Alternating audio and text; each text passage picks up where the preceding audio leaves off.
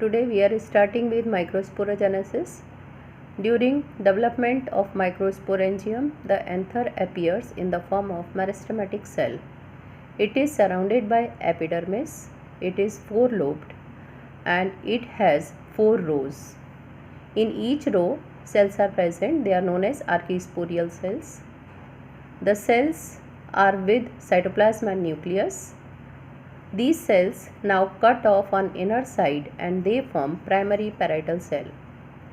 Now these cells divide and form walls of anther. These cells give rise to number of microspore or pollen mother cell. The innermost layer of the wall forms the tapetum, which is a nutritive tissue.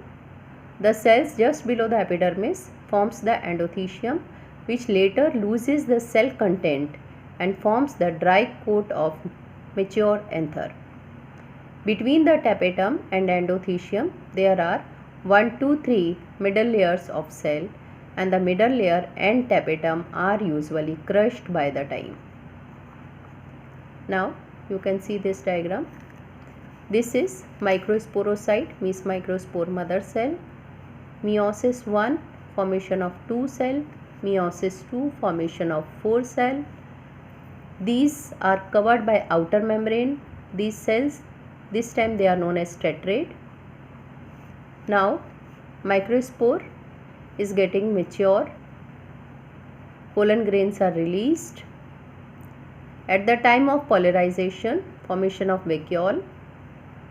Again mitosis 1, formation of vegetative cell and generative cell. Then meiosis 2. This time it is known as the bicellular pollen, and finally it is known as tricellular pollen with vegetative nucleus and sperm cells. Structure of pollen grain. Pollen grains are usually dry and disseminate singly, but in same flowers conditions are different. In Calotropis, the pollens of each other form characteristics mass pollenium.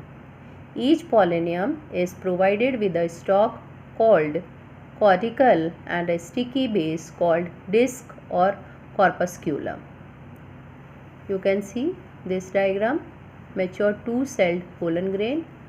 This is vacuole, exine, intine, germ pore, tube cell, tube nucleus and generative cell.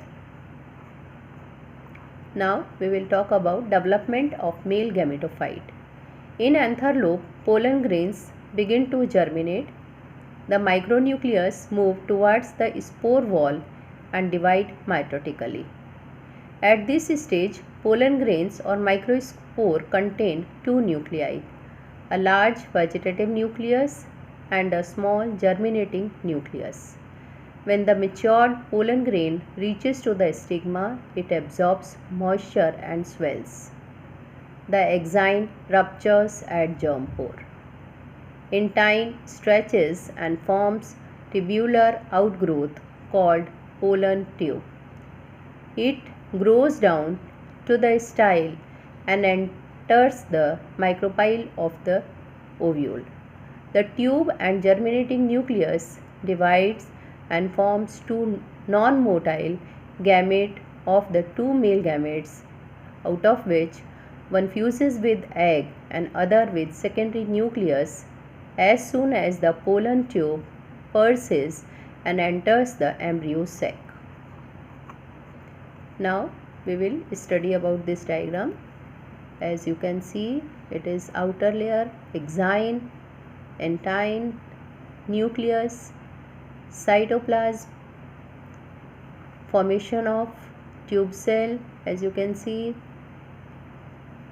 generative cell, tube nucleus, formation of pollen tube, outer layer exine, inner layer intine, generative nucleus, tube nucleus is present inside pollen tube.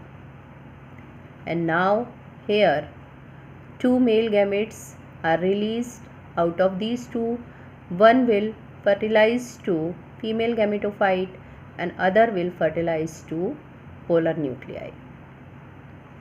That is what I have taught you for today. Write its notes. Thank you.